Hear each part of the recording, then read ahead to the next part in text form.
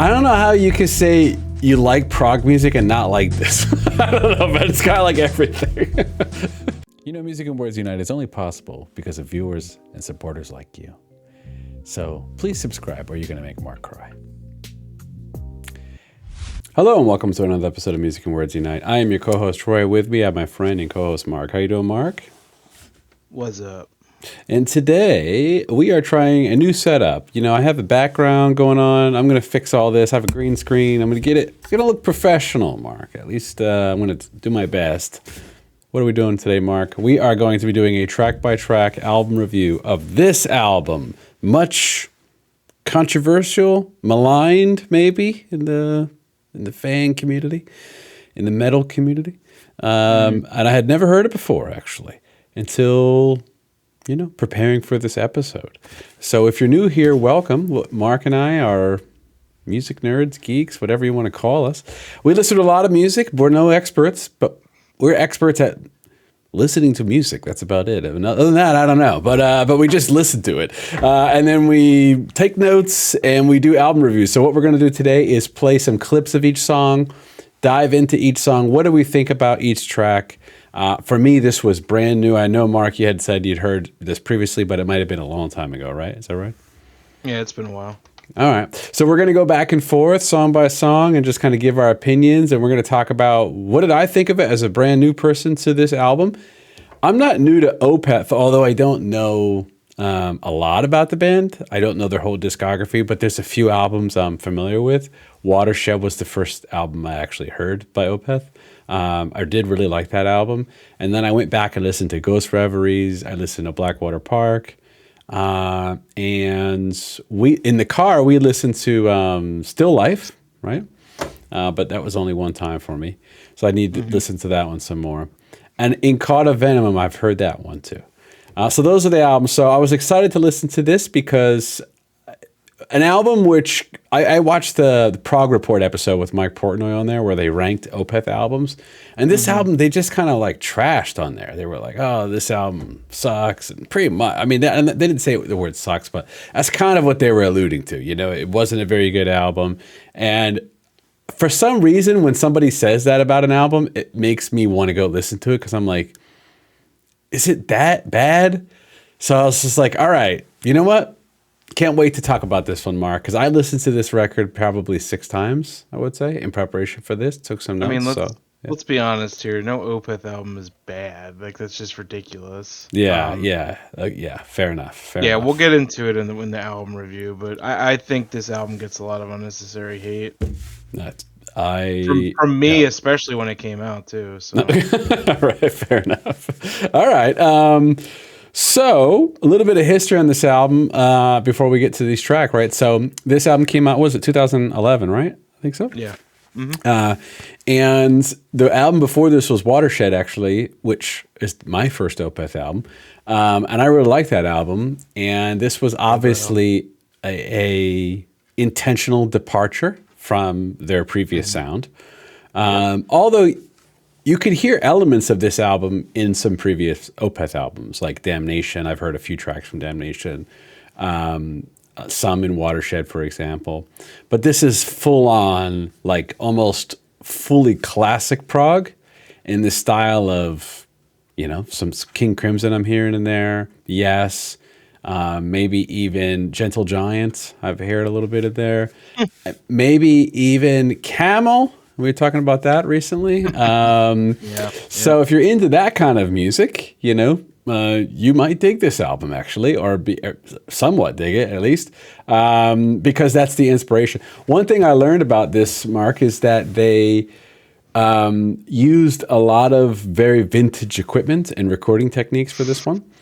And you can tell for sure. It sounds very, very analog, although it was recorded in Pro Tools. But the actual all the instruments they use, for example, it sounds very analog. And one of the complaints I heard about on that Prog Report episode was about the sound of the album. People were unhappy with it. They didn't like the mix. And I'll say this before we get in the first song. I love the way this album sounds. I think it sounds... I mean, Steven Wilson did the mix. That's just silly. Yeah. They said it was muddy and it was this and that. I don't think I disagree with that. I gotta be honest with you. When I played the vinyl, I have a music listening room, and I put it on, and I was like, "Holy crap! This record sounds awesome!" Like I Yeah, it really, sounds great. yeah, I love the way that they engineered this album. I love the choices they made of the instruments they used. So why don't we get right into it, Mark? The first song is called Heritage, and we're gonna play a clip from that. All right.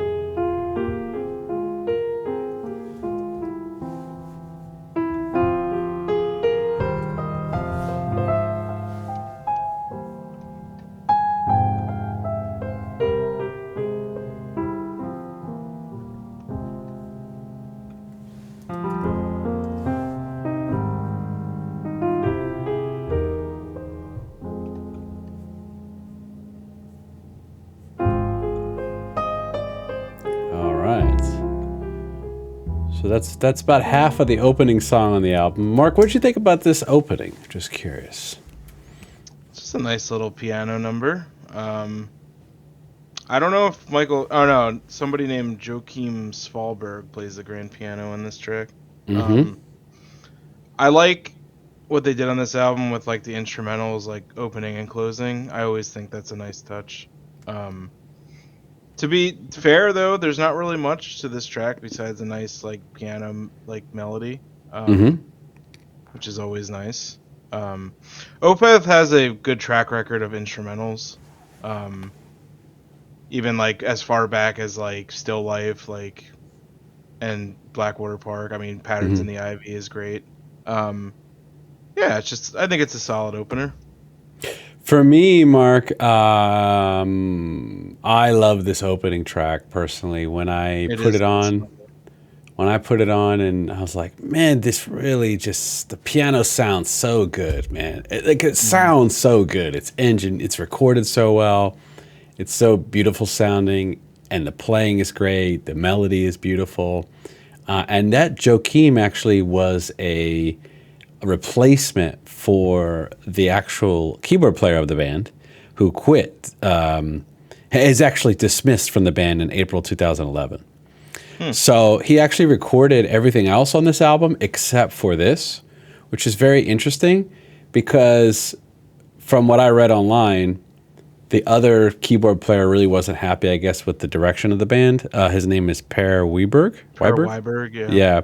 And maybe they had some disagreements. He was dismissed.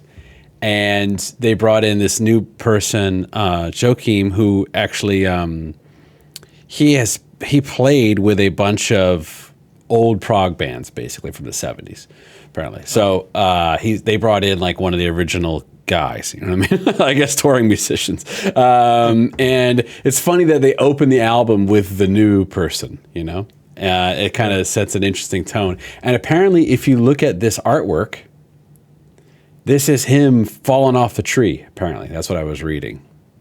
Shit, really? Yeah, and apparently wasn't happy about that either. Okay. But that was portrayed that way. Yeah, so yeah. But anyway, as far as this song goes, though, and by the way, I'm just reading this stuff online. Who knows how true this is? But I'm just going by what the interwebs are saying. But yeah, as far as the song goes, though, beautiful opening track. Really, really enjoyed it. So why don't we move on to the first non-instrumental, which is The Devil's Orchard.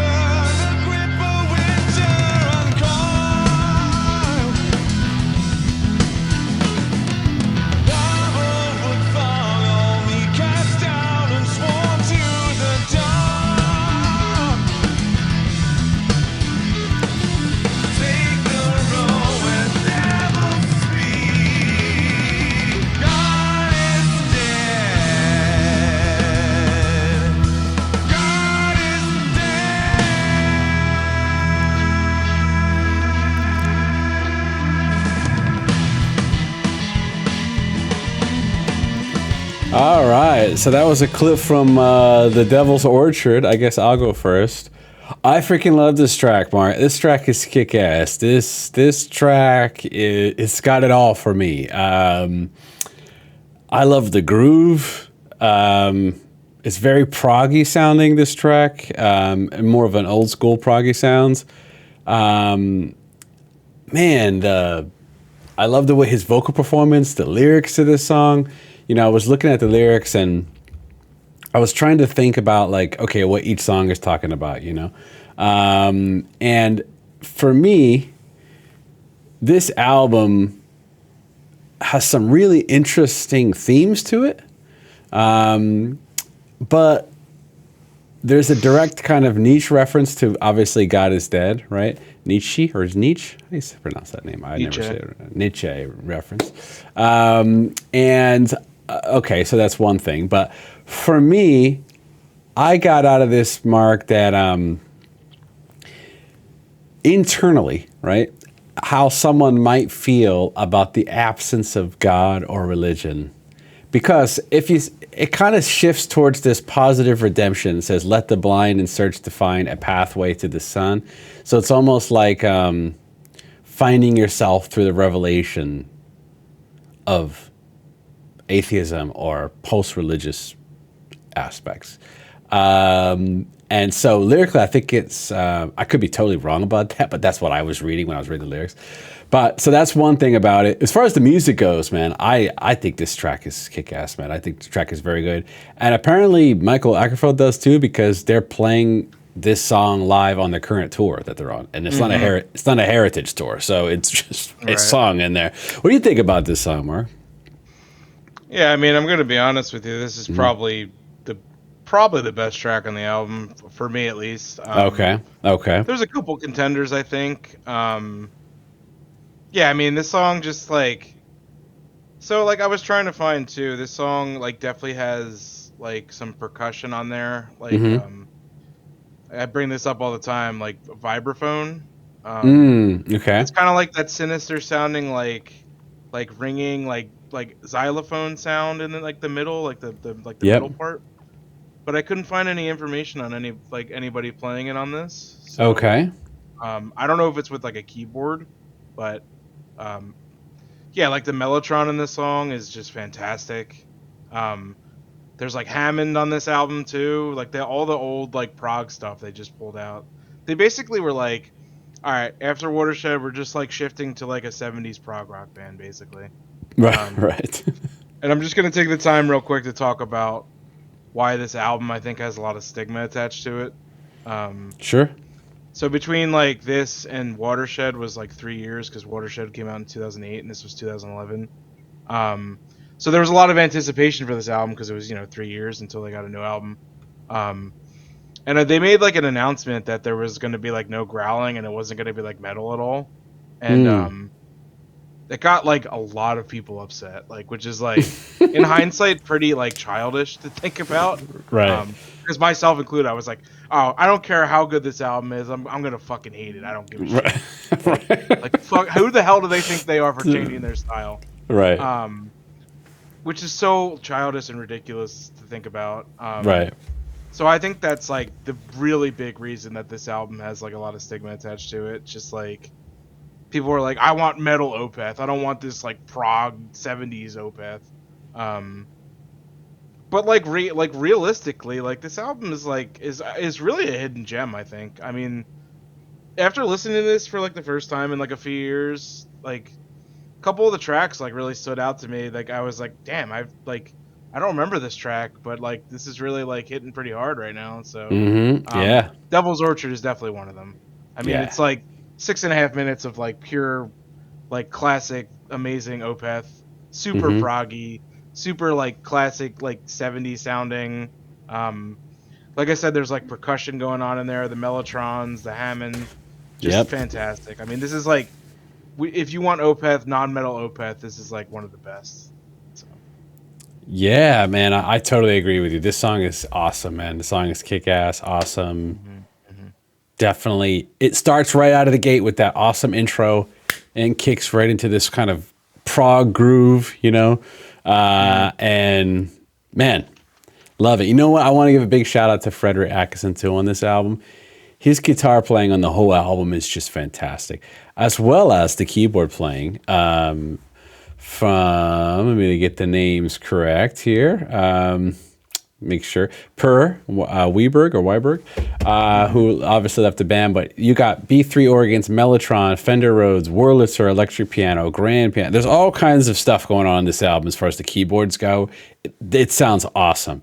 One other thing before we move on to the next song, there was a deliberate choice to move to single coil guitars. Now, why that's significant is because almost all modern metal music it might predate this, but this band made it super famous. So back in the early to mid 80s, like when Metallica was becoming very famous and like Megadeth and those thrash bands, they were using a lot of humbucker pickups, and if you don't play guitar or whatever, you might not know what that means. But basically, there's a difference between single coil and humbucker pickups. They have a different sound, and the humbucker pickups have like a more full, let's call it thick sound to them. Like Gibson Les Pauls have humbuckers, and most guitars in metal music use humbuckers because they sound thick and kind of heavy when you distort them. Single coils like Stratocasters are most famously known for like blues music and early rock music, but some metal guys have played them. But it's like Yngwie Malmsteen played them, and so it's not like you can't make metal music with it. But metal music is kind of synonymous with the humbucker sound, and they intentionally went away from that. And I was reading, Michael Ackerfeld was saying he was bored with the way that metal sounded at the time. It's basically like all metal, the people use the same amps, they use the same guitars, the same pickups, the same production techniques, and I want to change it up. And so he just went back real old school, used a Stratocaster, used the amps that they used were not the current amps that people are using for metal music modern. And I think the album sounds really unique on the guitar side because of that. And then when they do the non-heavy stuff, because not a lot of heavy music on this, but even the non-distorted stuff or the slight distortion, it sounds so good, man. The Stratocaster sounds so good on the clean sounds, and you hear it. Yeah. Doesn't Michael Lagerfeld usually he plays a Paul Reed Smith, doesn't he? Yeah, they have the humbuckers, yeah. Or a Les Paul. I don't remember which one. Yeah, all those guitars are all humbucker guitars. That's what I'm saying. Yeah. Like, it's the sound of metal music, really. Like, as we know it, most people know it. So the point is, they went with a lot of deliberate decisions, even down to the type of guitars and type of pickups they use to influence the sound of this. And it sounds very unique. If it wouldn't sound as unique in the 70s. But it sounds unique now in the landscape of modern metal and rock music, you know what I mean? Because they're just choosing things that people aren't using. So I just wanted to shout that out because you can hear it. As soon as the guitars kick in, it's like, oh, this sounds different, you know what I mean? Like, it doesn't sound like modern rock music, really. So, yeah. So I just wanted to give a shout out. The guitar playing on this album is incredible. The next up, I Feel the Dark is the next song.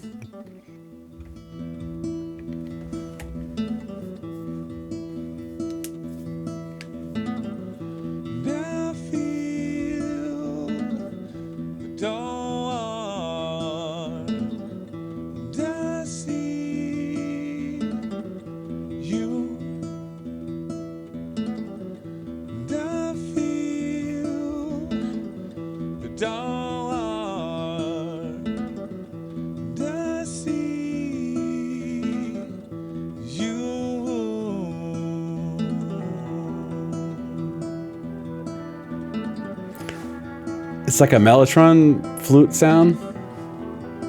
Exactly, yeah. So good, man. Loosen the harness of trust, survey an impulse of lust. The thespians far away, uprooted yet forced to stay.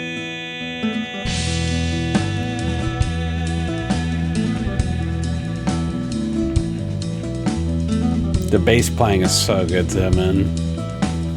In the mix, man. Shout out to Stephen Wilson. Martin Mendez plays a stand-up bass in this album too. Oh, okay. Upright bass is what I should Yeah. say.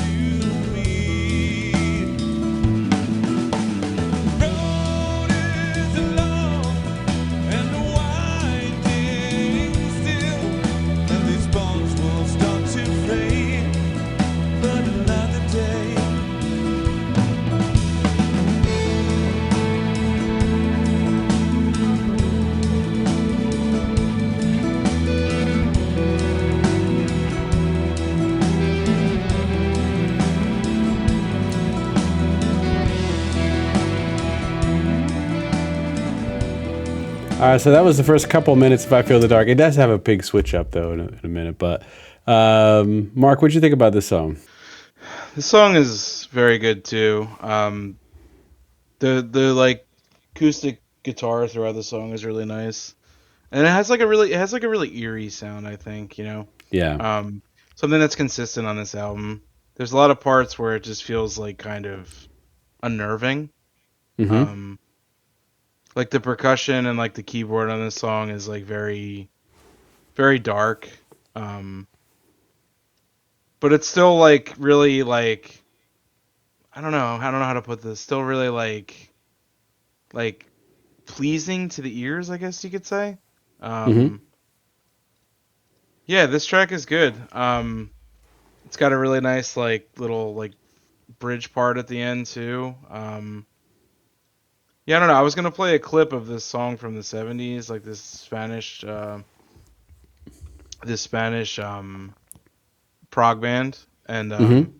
the guitar sounds really similar, like the acoustic guitar. So I'm wondering if because like Michael Agreveld has been known to, not gonna say steal, but he's been known to, kind of use parts from other like progressive songs, like the Mm-hmm. song "Benighted," which is basically just like stolen from a Camel song.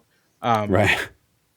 But yeah, I mean, this is like another like pretty solid track. I think I like this. I don't like this as much as Devil's Orchard, but Yeah. For me, Mark, this is, I really like this song. I think the beginning of it is like, it's beautiful, right? It's just an amazing melody. I love his vocal performance. And then it has this kind of section in the middle. I'll just play a clip from it just so you can see what I mean. How it starts off with this Spanish style guitar, then it kind of changes. It's got these really interesting kind of proggy elements to it.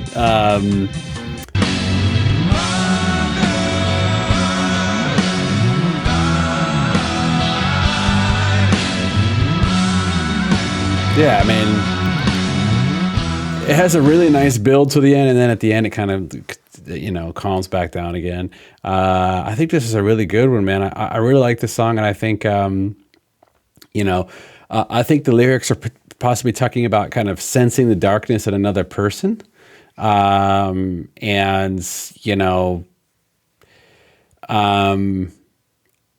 think, maybe talking about toxic relationship or something like that. But I think that's something that people can relate to, because I don't know if Mark, if you've ever experienced this, but you ever meet somebody and something just seems off about them, like this person is, this, and maybe it's like, or maybe it's not on the first meeting, but maybe you're in a relationship with someone and this person is slipping into some kind of darkness and you can sense that in the other person, maybe it's talking about that, and I'm not totally sure, but I do think the song is really good.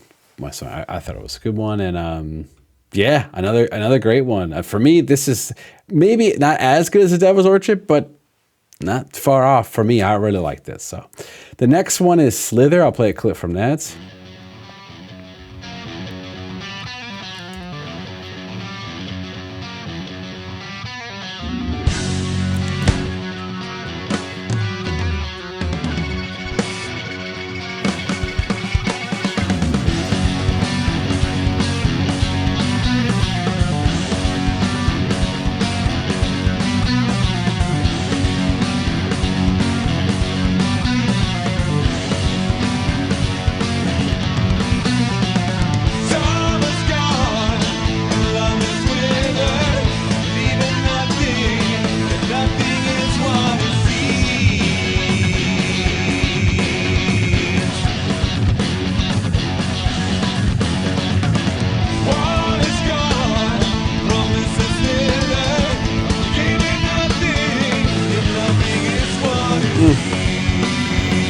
And I gotta play the guitar solo, man. Hold on, I'm gonna say.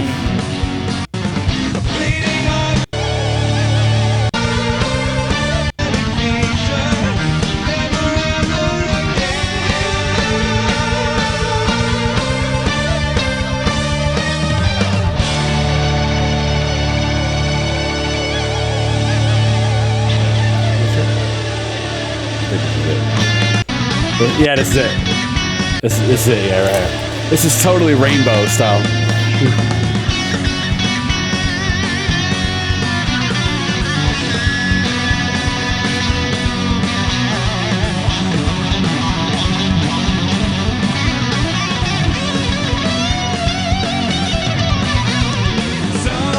Anyway. All right, Mark. So this is a couple clips from Slither. When I heard this, apparently he claimed this is a tribute to Ronnie James Dio. And I can hear that. I hear the Ritchie Blackmore influence in the guitar playing. I mean, this is just like a rockin' tune. You know what I mean? It's a bang. I don't have much to say about the lyrics as far as this one goes, but I mean, this is a jamming song, man. I really liked it. It kind of has a nice spot in the album, you know, in the mix of a ton of proggy stuff and then slow stuff. It's just like hits you with a 4-minute kind of 70s rock / 70s metal style banger. So, what did you think about this one? Yeah, I'm in the same boat as you. It's just like you go from I Feel the Dark, which is kind of like a slower, kind of darker, like, you know, more like atmospheric track. This is like just like a straight like prog rocker. I after you say it, I could definitely see the Rainbow parallels. They have a song called Gates of Babylon, which just kind of reminds me of a little bit. Okay. Yeah, I mean Rainbow is awesome too, and I could see Michael Lagerfeld definitely being a huge fan. Yeah, this song is great, man. Like I said before, it's just like I feel like this album is just like a hidden gem. It just gets overlooked because like everybody's like, yeah, Heritage sucks. Like, don't listen to that album. And it's just like, I mean, like it's really refreshing to re-listen to this album because I never really gave it a chance when it first came out. So, yeah, and for me, it's new. So I'm coming in a lot of these older albums that people are very familiar with. I never heard. So for me, I don't really have a comparison. Like, you know, I wasn't there at the time when this first came out. I didn't go, oh my God, I have to hear Heritage because I loved Watershed. I don't know why I never listened to it, but yeah. So I'm just like, I have no allegiance to any of the famous Opeth albums. To me, I'm just listening to them independent of each other and seeing which ones I like. So far, 3-4 songs in, this one I like, I can tell you. We haven't gotten to my favorite song yet, though. I'll leave it as a surprise. The next song is, I'm going to butcher the name of this. Nepenthe? No, he's correct, yeah. Okay, all right. I'm going to play a clip from that. You know what? It starts off slow, but I have to play a clip from this middle part.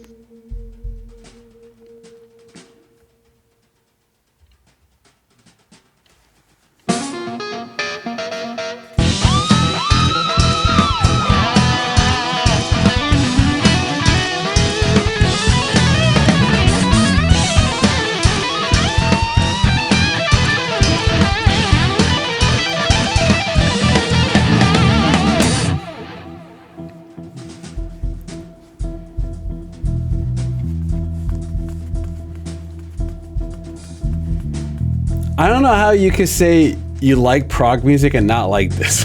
I don't know, but it's kind of like everything. I told you the reason why. Because it was sacrilegious to not have Opeth be metal anymore. I see. I mean, now. I'm not worried about back then. I'm saying now. Like, you know. Oh. You know, yeah. Yeah, it's just, the album's forever going to just have a stigma on it. It's a shame, really. This is like the equivalent of like, I don't know, Be Here Now by Oasis. It was just such like a long-awaited album, and it just didn't live up to the hype. And people were like, "Nah, it sucks." And it's like, it doesn't suck. I love this part, man. This part is like Pink Floyd-y too with the guitar. Um, it's definitely got the David Gilmour sound to it, and then I think it kicks back in and or maybe it dies down. Anyway, yeah. So, yeah. So this is Nepenthe. I remember. I think I sent you a message when I first heard this song. I was like, this song's really good. Like, I remember listening to this the first time I heard it. I was like, wow, this song's really good, man. I was really impressed because I already liked the opening song, Devil's Orchard, I Feel the Dark, Slither. I was listening to the record, and I'm like, this record's supposed to be bad? Like, I'm just listening to like every song. Like, I don't get it. Well, I get it now historically. I get why people complain about it. But yeah. But yeah, for me, Mark, the music to this song is awesome, man. I think this song is musically a highlight. I think it's really good. And it's kind of got this jazzy feel to it. In fact, on the drums, they're using jazz brushes on the drums. Yeah, I think. Let me look up what I had some notes about the lyrics. But what did you think about this song, Mark? I'll get to my notes in a second. What did you think about this song?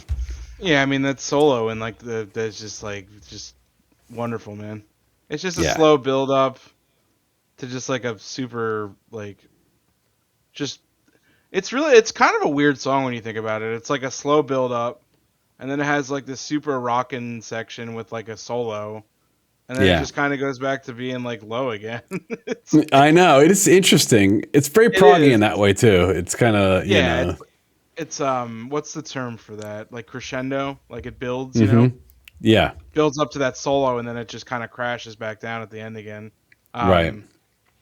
Yeah, it's just a nice track. Like it is very like the guitar is very jazzy on here. It reminds me of the one track on their earlier album, I think it's Deliverance, the song called For Absent Friends, which is actually an homage to Genesis. So, okay. I believe For Absent Friends is on... Oh, I don't remember which one. I'm going to get ripped for this. I think it's Foxtrot? No. Maybe it's Nursery Crime. But anyway, it has that like really nice jazzy guitar that like Michael usually plays.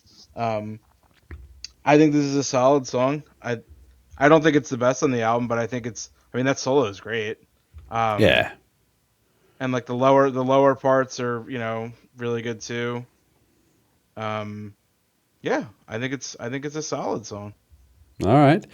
For me, I really like this one. And do you know what the word slake means? Slake? Slake? Yeah, there's a lyric in there. Slake meaning. Let me look it up real quick. Quench or satisfy. I had no idea. I just learned from Michael. Because I know Nepenthe is like it's like a drug that's in like the Odyssey. Oh, I see. It says, hope would fail me in the falling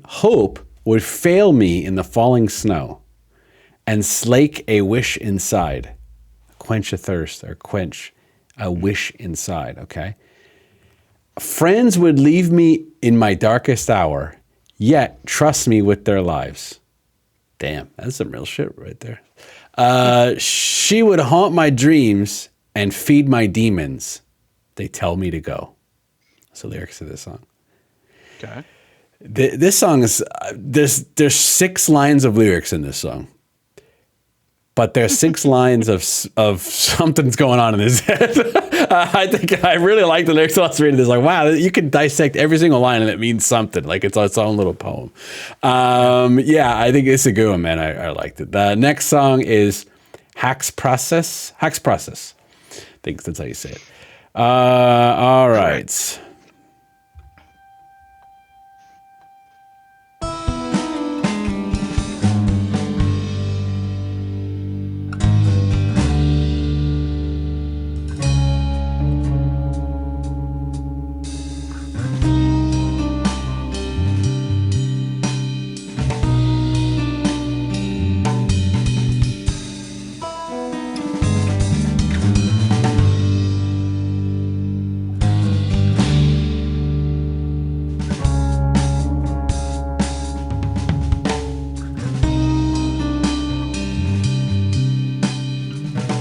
The bass work is so good on this album too.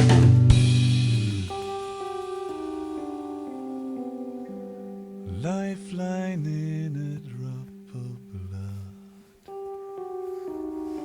blood. So, because I want to play the whole song, I won't. But I just want to play the end. Okay, 1 second. A little bit of the end, a little bit.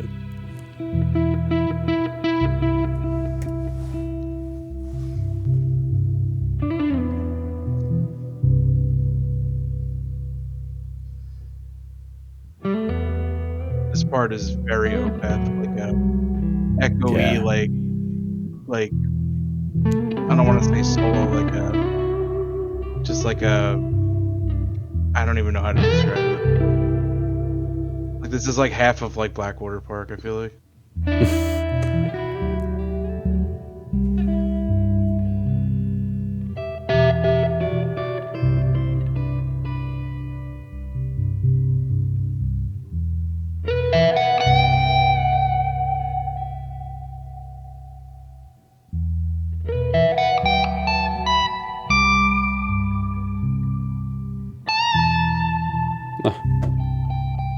I was listening to this in my basement, music listening room, and I was like, you can hear it's recorded so freaking well.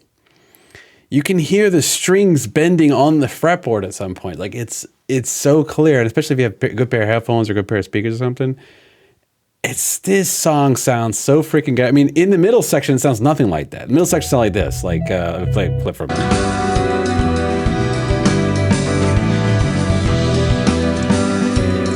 Super progging. All right, Mark. Oh, the Mellotron. All right. So, I think it's my turn. I think it is. On first listen, Mark, this is my favorite song when I first heard the album for the first time. Actually, Okay. it's not currently my favorite song, but it is up there. I love this song, man. This is a song where it comes on and I'm like, I must have played this song 4 or 5 times the first time I heard it. I just kept playing it on the record. I think this song is killer. So my point is, when I was listening to this album for the first time, I was going through every song and I was like, this song's good, song's good, song's really good, song's good. And then I get to this one, I'm like, favorite song. And I'm like, what the I was expecting like a crap album, actually. So that was kind of maybe because my expectations were low. I had the opposite because I think a lot of people's expectations were high when this came out. Yeah. So I'm having the opposite reaction, I think, to this album. But anyway, Mark, I love everything about this song, especially the music. The lyrics are cool. I think the lyrics are talking about the witch trials. That's what it happening. means. I believe that's what it means in Swedish, right? Which is totally crazy and totally ridiculous that, like, I don't even want to get into the history of it, but when you learn a lot about it, it's like people weren't even witches or anything. They were just killed for different reasons and they were blamed for being, practicing witchcraft, like a bunch of bullshit, you know what I mean?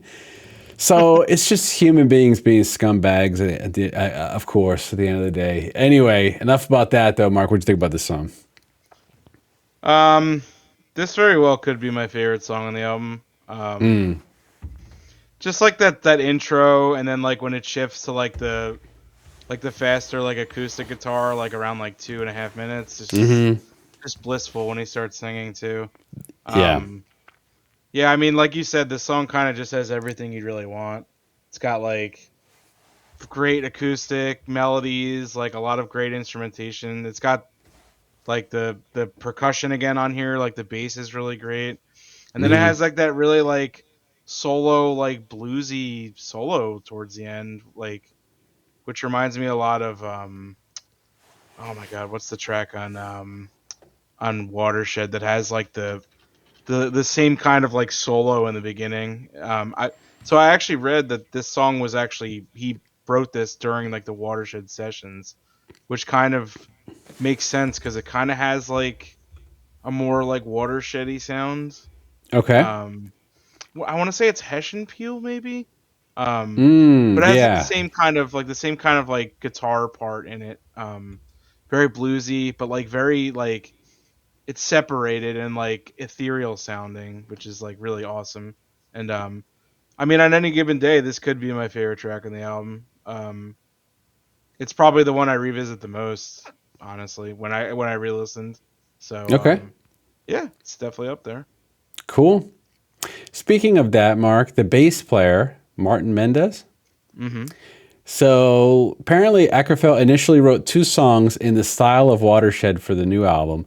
When bassist Martin Mendez heard them, he told Ackerfeld he would be disappointed if the album continued in that direction. Relieved, Ackerfeld scrapped everything. Apparently, he wrote 30 or 40 minutes of Watershed type music, but then he scrapped it all. But when Martin spoke up, I just said thank you and deleted it.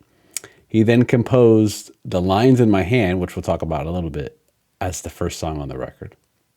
So, yeah, something to note about that. He actually says that he sees this album as a big FU record. Oh, definitely. And it's a reaction against the fact that people don't have the same interest in an album as a format. So he sees this album as you sit down and you listen to the whole album. You know what I mean? Like it's not just individual song, like the way he's picturing it, you know? Yeah. So, okay, cool. So, yeah, this is a great song. One of my favorites on the album. The next song is Famine. Play a clip from that.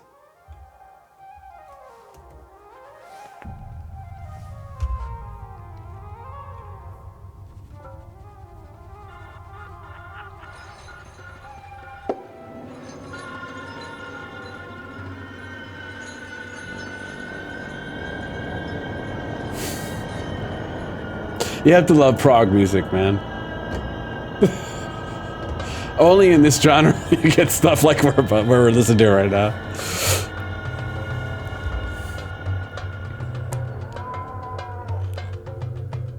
Apparently, the percussionist is a Grammy-winning Peruvian percussionist named Alex Acuna. Yeah, famous for his he played on Weather Report. Yeah, he played on Heavy yeah. Weather. Yep. Amazing jazz fusion album. Yeah. And apparently the flute is from a legendary Swedish flutist named Bjorn Lynn. So, Yep. yeah.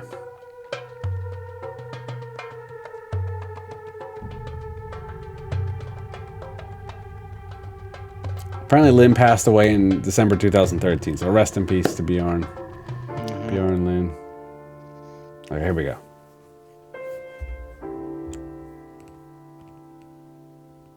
It was just like a minute and a half of percussion.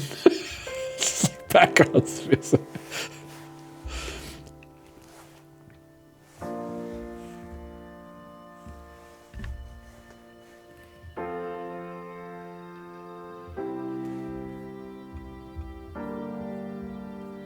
Damn. What a nice chord progression.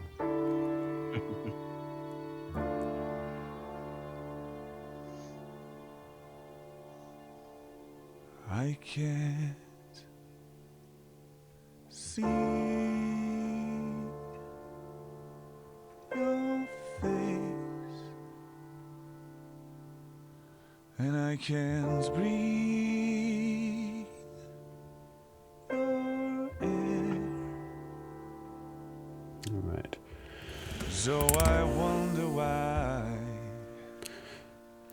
I get cold inside. So this is kind of how the intro sounds. And then it has a total switch up. Play a clip from that.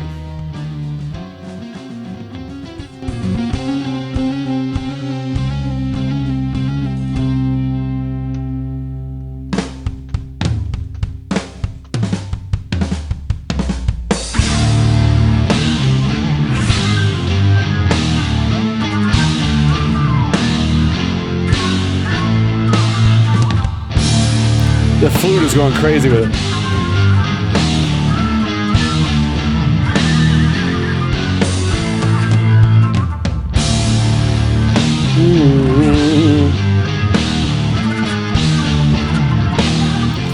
Anyway, so that was a couple clips from Famine.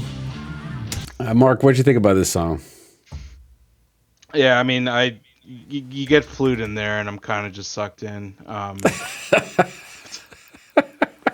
mean, you're a like, sucker for that. there's a lot going on here. Like the almost Yeah. like tribal world music drumming from Alex Acuna in the beginning is Yeah. excellent.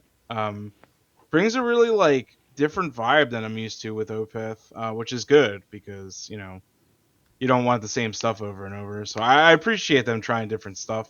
Mm-hmm. And Bjorn Lynn's flute is excellent on like the outro too. Um, Yeah. yeah, this is like the longest track on the album, and it's also like the most like I want to say like intricate maybe. It is super Good bit of proggy. stuff going on. Yeah, very Yeah. proggy. Yeah. Changes up a lot, like changes key, changes like tone a lot. Switches between like kind of like atmospheric world music to like the usual like Opeth flavor with like electric guitar and Mm-hmm. yeah, I think this one might be the hardest to digest, just because Yeah. of like like all the stuff going on. But I think the payoff is really good for this song because it's a really awesome track. For me, this is the one that had to kind of grow on me the most because it is the Yeah. hardest to digest. It's the most proggy on the album, in my opinion. Mhm. And the thing about prog music when it's really proggy is it's like a. All right, Mark. First time I ever had beer, I didn't like it. Right? I was Of like, why do course. people drink this? And then after a few of them, I was like, you know what? It's pretty good, you know? And then after more, I was like, I could just pretty much drink this anytime now. I like it, you know? A lot of prog music is like that, you know, Yeah, especially an like, acquired taste, of yeah, course. yeah. A lot of prog music is like that. And for me, this track is like that, you know? A lot of prog music, when you first hear it, your brain is so used to patterns. And if things don't fit into a pattern, it's hard to like it right away. Right. But that's the thing about music like this, and music, obviously I love prog music, so some of my favorite music of all time I didn't right away like on the first listen, you know? So, or not that I didn't not like it, I just didn't say, oh my God, it's the best thing I ever heard, like I do, you know, like I say Right. it now, you know, it takes multiple listens. So for me, this is right up there. So I need more listens of this. I probably heard this song maybe 5 or 6 times total. I bet you if I listen to this another 6, 7 times, it'll probably move up on the album for me. But for me, I do think it's a good song. I actually think it's a really cool jazzed influence prog rock song, you know, with some world music. I think it's a good song, and I'm excited to listen to it more, to be honest with you. So that's my Yeah. take on it. Hell yeah. The next one is Lines in the Sand. Not Lines in the Sand. Dream Theater. Whoa, Mr. Lines in Dream my Theater. lines in my hand. Speaking of Easy, buddy. acquired taste. Lines in my hand. Yep. Let's see. Oh yeah.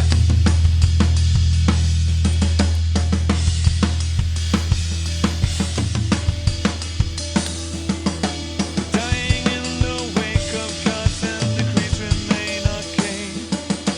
And everything around us is a consequence of pain.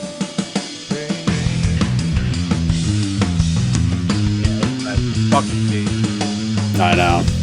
What a crazy bass riff.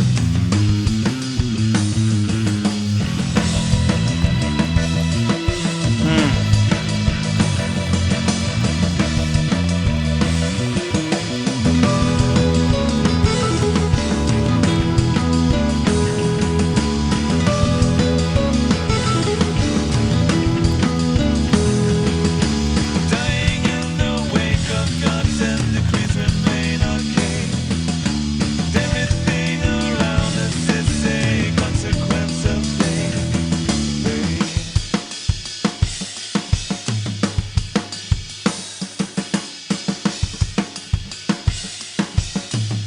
It's interesting. Just cut down to the drums for 4 minutes.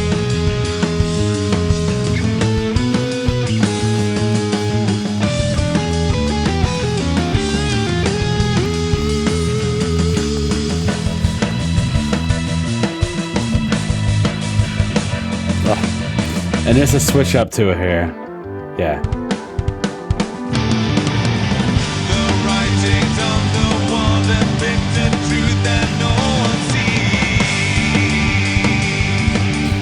Anyway, that was a little bit of lines in my hand, not lines in the sand. I think, is this you or me? I'm lost. It's you. Do you want to go? All right, me. Lines in my hand. I think this is a good one, man. I think this is the first song, like I said, they wrote for the album. And what a cool way to open a song like that bass riff, man. And then this song is a builder. This song is a builder. I think this song is like, it's really energetic. A lot of this album is kind of slow and kind of crescendos or has a slow build to it. This one just full of energy, just like the Slither song. I liked it. I think Slither was the 4th track, and this is the 8th track. So they're kind of placing these, kind of a quarter of the way in and 3/4 of the way through. I think that's a good choice from just listening to an album. One of the things I really like about this song, aside from the music, is the lyrics.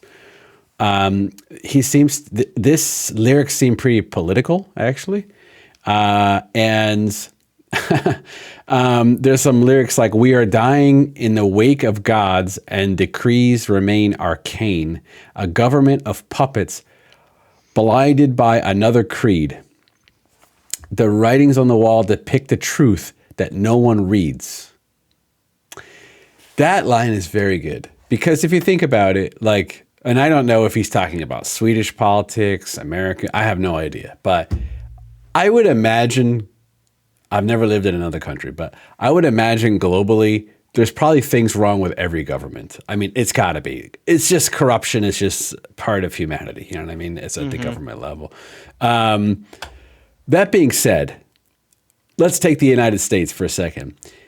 This line, the writings on the wall depict the truth that no one reads. How many like U.S. senators and congressmen do you think actually know like everything that's in the Constitution and the Bill of Rights, and like that they think they actually know all the writings that, the country was founded on, right? Probably not. I mean, maybe some of the nerd ones do, but I would imagine, the ones that really care about their job. But I would say a lot of them don't. And to me, it's just like, I love the line, "A government of puppets blinded by another creed." We don't know what creed he's talking about potentially, but, a government of puppets.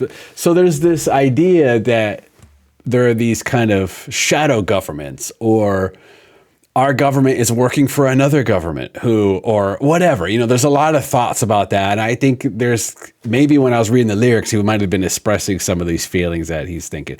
Because I think it's natural to think, you know what? We look at what's happening in the world, with our country, government, and what obviously other people are unhappy with their governments in other countries, right? And it's got to be like, man, why is it always like a very similar story about corruption, about not working for the people? It's very similar, and I think maybe this is a source of frustration. I don't know. That's what I was getting out of the lyrics. But what did you think about the song, Mark? Yeah. Yeah, I mean, just like you said, it's just like, I feel like this is like the one track that's just kind of like the real rocker. It like kind of like stays pretty consistent throughout. Yeah. Like it's got the just really great acoustic guitar, and just like it has that middle section with like I think it's it sounds like maybe a Rhodes or a Hammond in the middle.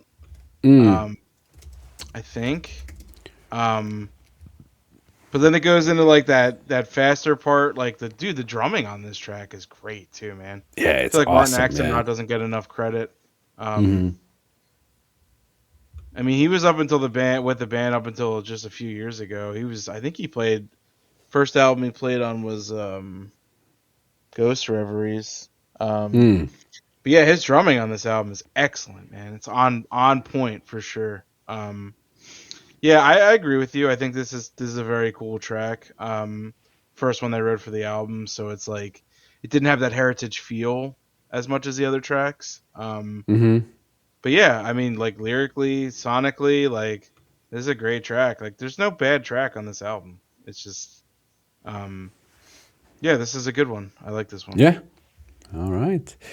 Now, Mark, we are moving into the second to last song, the last song with words, which is Folklore. Now, this song is fairly long, so I'm going to play quick clips from the beginning, middle, and end, maybe. So let's see what it sounds like.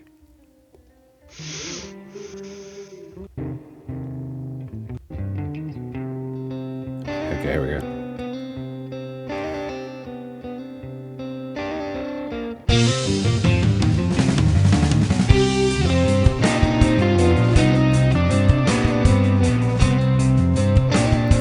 Mark, this song is in 6/8. I just want to throw that out there. Not the whole thing, but the main groove. 2, 3, 4, 5, 6. 5, 6. 2. Then.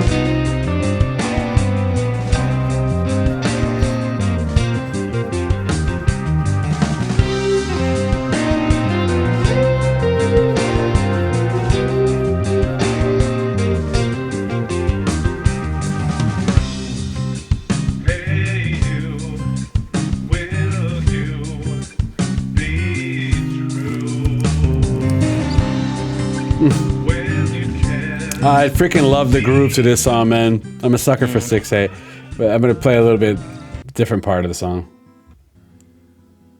Here we go. Let's change up.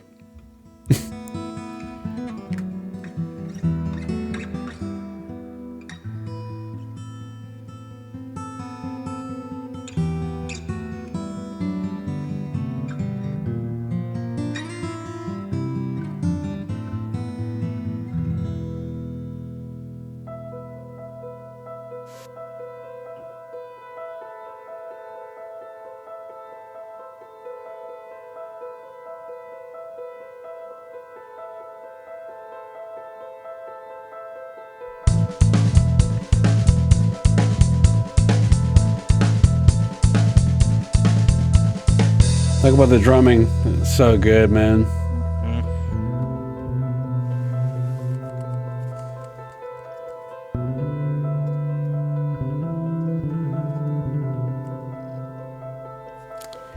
Holy crap, man. This is the part right there.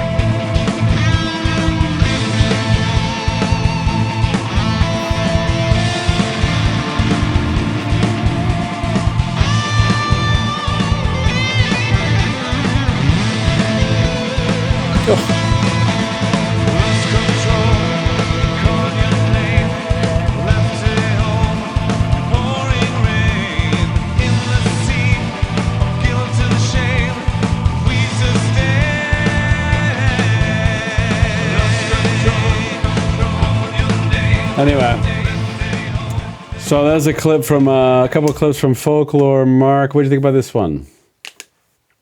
This is, I mean, I would say there's 3 tracks in this album that are like above the rest. I would say Devil's Orchard, Haxprocess, and this. Honestly, any like I said before, any given day, this could be the best like song on the album. I mean, what do I even have to say here? Like you just heard like plenty of it. I mean that like pulsing like just like beat with like the. I mean, it sounds like there's like choral vocals in the background, but I know it's just keyboard. Right. With like that just awesome solo on top of it, and like just like the marching beat, and just oh man, just talk about a freaking climax in this song, man. It's just so good, man. Yeah, it's long, and it's just like I didn't really read too much into to the lyrics. You could probably touch on that. Yeah, my favorite song lyrically, so I'll touch on it. Yeah. Okay. But again, it has that like very 1970s prog feel to it, like even like folky a little bit, like Jethro Tull in parts a little bit, especially with the like the mellotron flute in there too. just an excellent song, and really an overlooked one, because when people talk about Opeth's repertoire, I've never seen this song like tossed in any type of conversation, or I don't even know if they still play it live. Honestly, this isn't like a fan favorite, like a Drapery Falls type song, but yeah, I think this song is phenomenal, and I think it's one of the best on the albums, and I think it's an awesome. I mean, technically, Marrow of the Earth is a closer, but this is like the real closer. Um, yeah, I think it's like really caps off a pretty underrated album. Yeah, for me, this is my favorite song on the album. This is like a prog rock perfection song for me. Okay. It's like a 10 out of 10. It's got everything. It's got all the music you'd want. Okay, so the lyrics to this song, Folklore. Hey, I think this song is talking about family, potentially passing on family tragedy, or like, you know how you have parents and then their kids end up following in their parents' footsteps, like maybe in a negative light, right? Like maybe the parents have addiction problems and then the kids end up having it, or there's some trauma that the parents had that they pass on to their kids, that kind of stuff. So if you read the lyrics, like he says, "Hey, you," I think this is maybe like a father talking to a kid or something. That's the way I interpret it. "Hey, you, will you be true when you can see through what I do? Feel the pain in your brain, insane. Will I see my name in your scars?" That's the first line, first part. And you will see, will I see my name in your scars, and you will see what you mean to me. And then he says, lust. Okay, this part I'm not sure. Lust between the lines, do you feel the need? Maybe it's not talking about that. When the night comes down, and when the night comes down, a father is waiting. Okay. Wow, this could be even darker than I was thinking. And you will see what Sounds you... a bit ambiguous too, I think. Yes. And you will see what you mean to me. Lost control and called your name, left to home in the pouring rain, in a sea of guilt and shame, will we sustain? Wow, this song is very lyrically, it is ambiguous. It could mean many different things, actually. Yeah. It could be talking about abuse. Could be talking about family trauma being passed down from generation to generation. It could be talking about maybe not that at all, something totally different. So yeah, I think it's a very interesting song lyrically, but musically, man, this song has just got everything. So that's what I think. Yeah. Well, Totally. did you go on this one? I think you did, right? I think you went first. Yes, I did. Yeah. Okay, cool. So let's play a clip from the last song, which is Marrow of the Earth.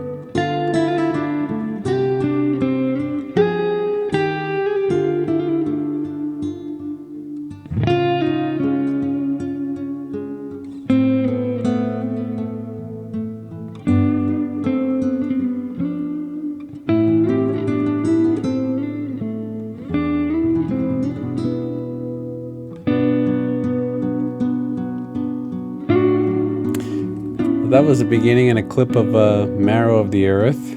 Maybe play the end real quick. All right. So yeah. So this is the end of the album. I think Mark, I think this one's on me. It's a nice bookend to the beginning of the album, I would say. And I don't have too much to say about it, except the music is very pretty. It's very melodic. It's very beautiful. I think it's a really nice ending to the album and a bookend. What did you think about this one, Mark?